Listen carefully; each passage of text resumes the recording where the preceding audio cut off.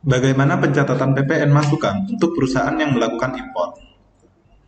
Oke, yang perlu kita ketahui, pajak luar negeri atas impor itu terdiri dari biaya masuk, PPh 22 impor, dan juga PPN.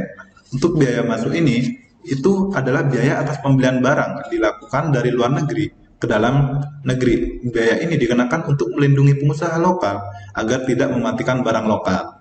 Kemudian PPh 22 impor, dulu ada yang namanya API atau angka pengenal impor, tapi sekarang bisa menggunakan NIB.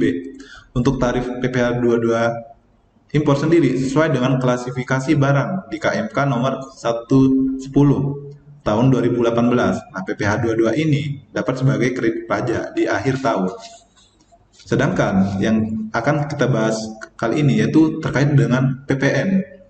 Nah, salah satu pajak yang dapat dikreditkan di PPN masukan sebagai pengurang mekanisme PPN keluaran. Jadi nanti PPN keluaran akan dikurangi PPN masukan, maka akan ketahuan berapa sih pajak terutang bulanan perusahaan. Kemudian syarat pajak masukan dapat dikreditkan itu tercantum dalam pasal 9 Undang-Undang Nomor 8 Tahun 1983 yang berubah menjadi Undang-Undang Nomor 7 Tahun 2021 tentang PPN. Untuk PM dapat dikreditkan itu harus memenuhi dua syarat, yaitu syarat formal dan juga syarat material.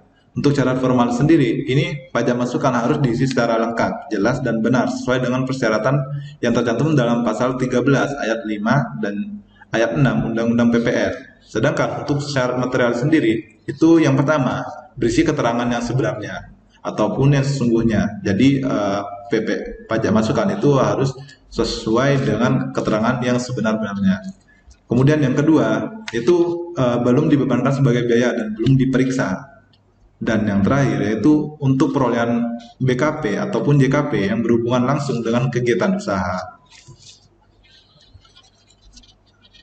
Nah, untuk pajak masukan dapat dikreditkan jika pajak masukan dikreditkan dengan pajak keluaran dalam masa pajak yang sama ataupun masa diterbitkannya faktur pajak. Misalnya faktur pajak diterbitkan tanggal 15 Mei, maka faktur pajak masukan tersebut dapat dikreditkan di bulan Mei. Dan jika belum dikreditkan di bulan Mei tersebut, maka dapat dikreditkan paling lambat 3 bulan setelah masa pajak.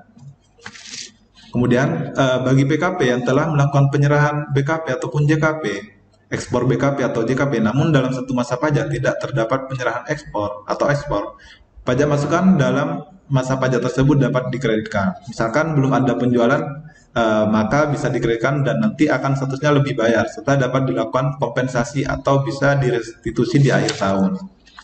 Yang berikutnya, pajak masukan yang dapat dikreditkan tetapi belum dikreditkan dengan pajak keluaran pada masa pajak yang sama dapat dikreditkan pada masa pajak berikutnya paling lambat 3 bulan setelah berakhirnya masa pajak saat faktur pajak dibuat. Jadi poin nomor 3 ini berkaitan dengan poin nomor 1 ya. Jadi untuk pajak masukan paling lambat dapat dikreditkan 3 bulan setelah faktur pajak diterbitkan. Dan yang terakhir, pajak masukan bagi PKP yang belum berproduksi dapat dikreditkan. Nah, PKP yang belum berproduksi diberi kesempatan beberapa tahun, misal 3 tahun belum berproduksi, maka PKP tersebut gagal produksi dan pajak masukan harus dibayar kembali atau ditarik kembali. Biasanya menggunakan SKP atas hasil pemeriksaan. Nah, syarat pengkreditan PPN masukan impor itu harus ada PIB dan juga NTPN atau SSP, surat keterangan pajak. PPN masukan perusahaan impor didapat dari dokumen PIB dan diinput dalam dokumen lain pada e-faktur. Jika impor barang di bawah $1.500, biasanya tidak ada PIB, maka hanya dibebankan, tidak dikreditkan. Nah, untuk pre-polluted PIB impor barang itu teman-teman bisa masuk ke e-faktur, kemudian login e-faktur. Setelah itu pilih menu pre-polluted data, kemudian pilih dokumen PI impor atau PIB. Kemudian kita bisa upload dokumen impor. Terus kita pergi ke menu dokumen lain. Setelah itu pilih dokumen pajak masukan. Nah, kemudian kita bisa lakukan perbarui. Setelah itu pastikan status uploader dokumen terkait sukses. Nah, saat laporan SPT harus melampirkan dokumen PIB dan NTPN atau SSP. Oke, sekian penjelasan saya terkait PPN masukan impor. Semoga pembahasan kali ini bermanfaat bagi kita semua. Thank you.